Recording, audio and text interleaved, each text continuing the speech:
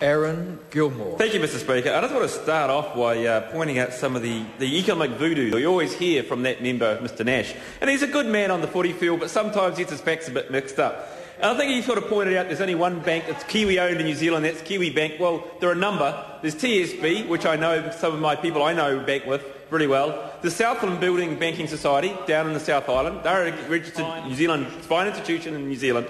And there are a number of other banks. The Heartland Bank, we see in the paper today, is forming itself as another New Zealand-owned bank. So there are actually a number of choices of Kiwi-owned banks out there for you, sorry, not you, Mr Speaker, for the people of New Zealand to be able to undertake and invest and put their money or borrow from, Mr Speaker, and that's got to be a good thing.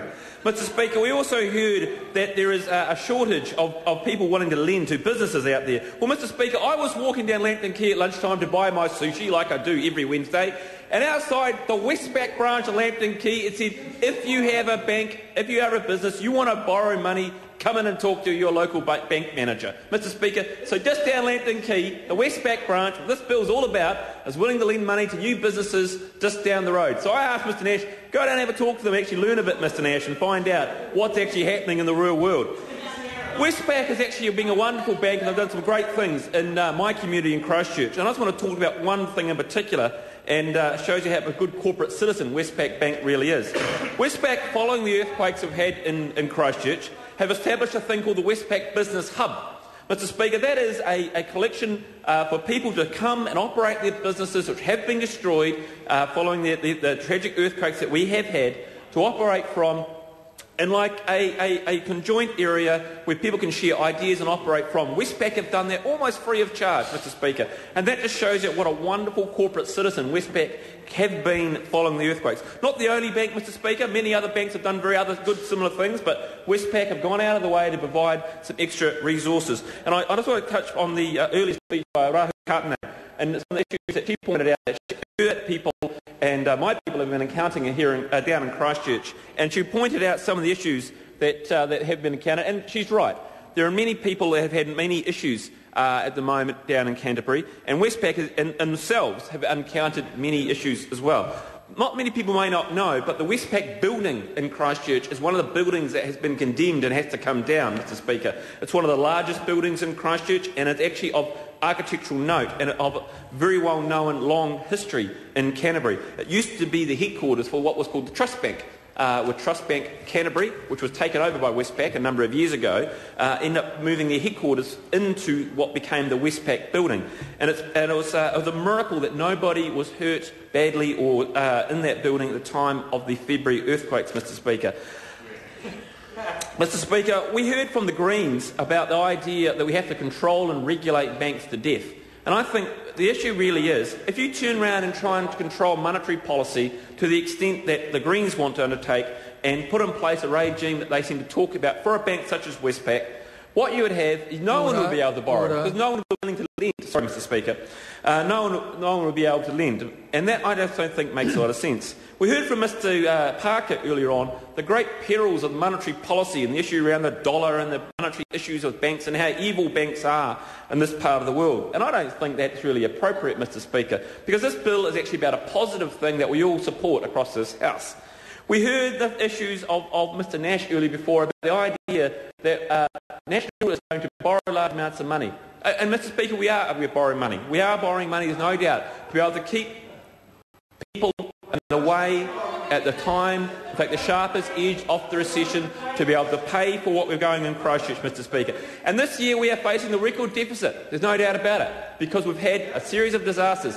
And next year, Mr Speaker, the deficit will be halved. The year after that, the deficit will be halved again, and the year after that will be in surplus, Mr Speaker. And that's due to the fact of good, strong economic policy undertaken under this government, Mr Speaker. And the banking sector and banks like Westpac have a big part to play in that and what they're lending, Mr Speaker. But under Labor, they're going to borrow billions and billions more. We've heard Miss Moroney wants to spend another $500 million on early childhood. That's fine.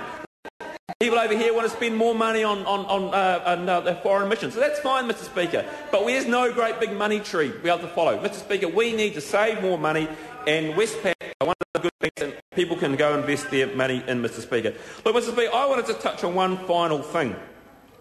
One of the issues we seem to hear of ad infinitum from the opposition is the issue of investing more money in the productive sector. I sit in this House And I hear that the Labour Party says that the rural sector in particular is not a productive part of New Zealand.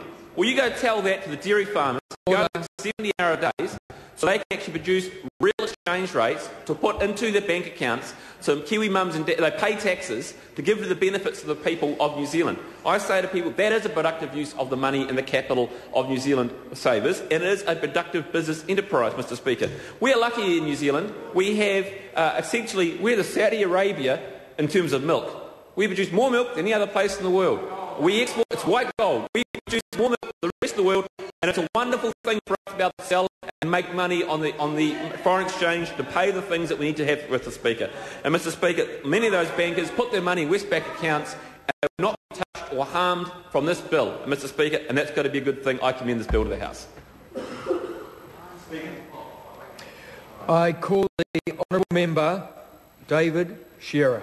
Thank you, Mr Speaker. It's a pleasure to speak on this bill. I have to say that touting this bill as part of the government's economic plan is a bit rich, really. I mean, this is a bill which is largely technical, which effectively helps to shore up and stabilise our banking system. But it's certainly, I fail to see how it's part of any great plan. Mind you, Mr Speaker, I fail to see where the plan is anyway, so I'm not actually sure what the plan is. So maybe this is a central plank in the government's economic plan to grow New Zealand. But I see it, and our party sees it, the Labour Party sees it, as something more along a technical line that helps to stabilise our banking system and ensure that Westpac is fully incorporated into New Zealand. And I think for that reason, Mr Speaker, is the reason why that we are supporting it. And I think for many people who are perhaps watching the proceedings of Parliament at the moment may actually reflect on the fact that for a lot of the time the Parliament agrees on much of the legislation. In fact, I think from memory about 80% of the legislation that comes through the House here is actually agreed upon by both sides, and that's because it's largely uncontroversial. It's legislation that is designed to help New Zealand go forward in a way that makes a lot of common sense, and it's only around in the sense that some of the critical issues that, of course, most people hear about that we disagree on. This is one of those pieces of legislation, Mr Speaker, that we do agree on, and the purpose of this piece of legislation, Mr Speaker, is to provide for the vesting of assets and the liabilities of Westpac Banking Corporation's New Zealand institutional business in Westpac, New Zealand.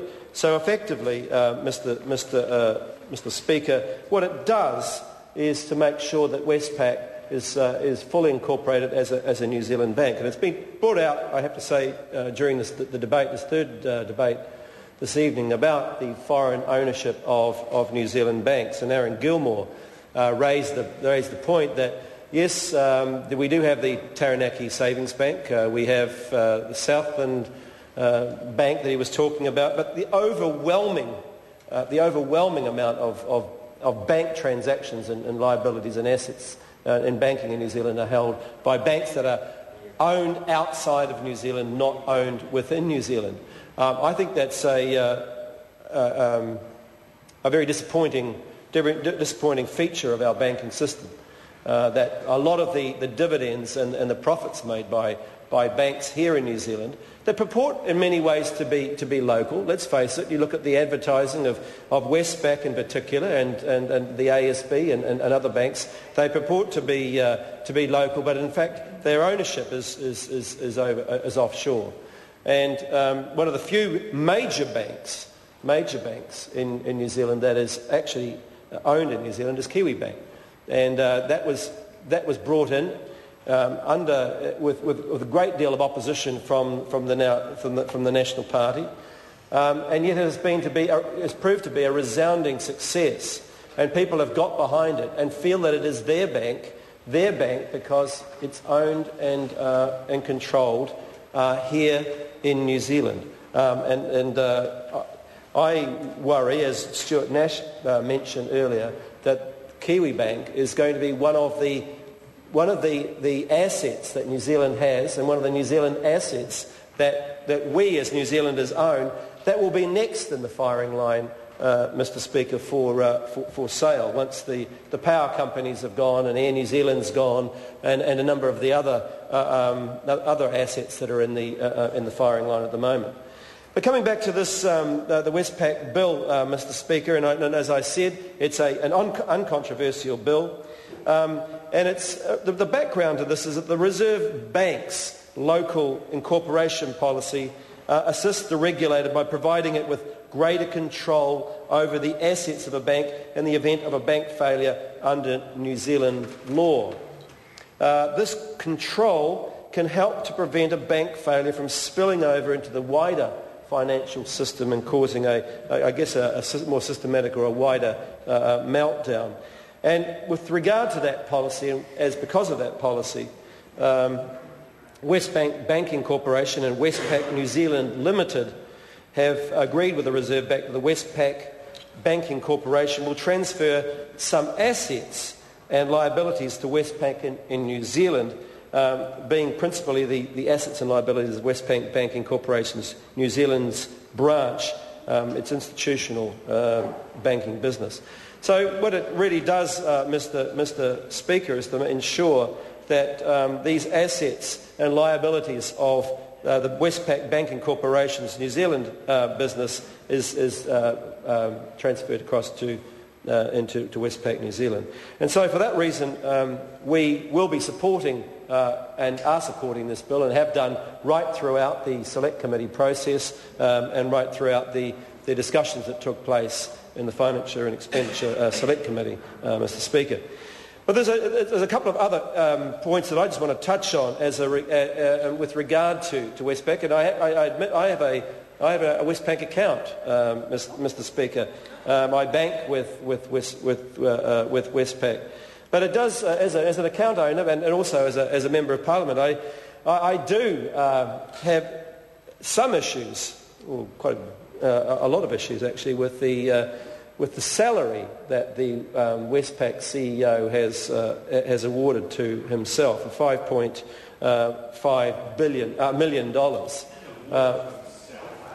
Well, the bank awarded the CEO, the shareholders did, but it is still the highest, as I understand it, and somebody might be able to correct me on this, but it still is the highest CEO salary in New Zealand.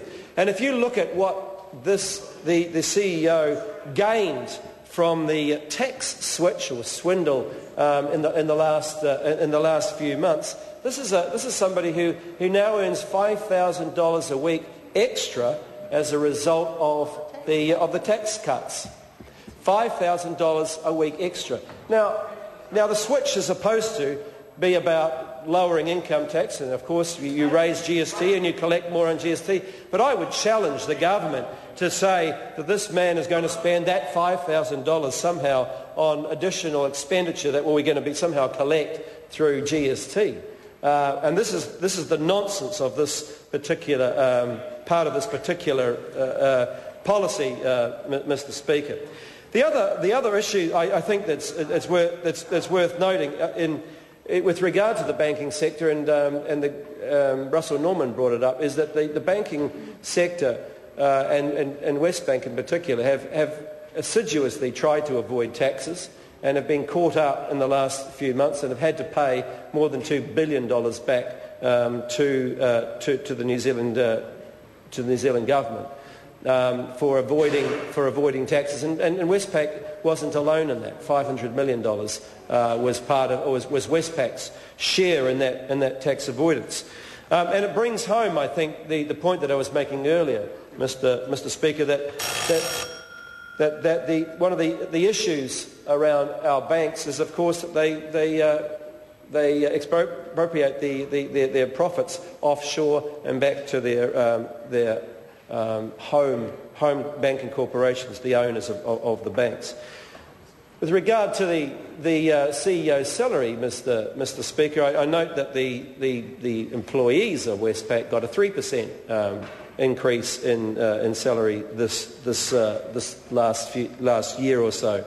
So the difference between $5.59 million and a 3% increase for your average teller or the person that's actually responsible for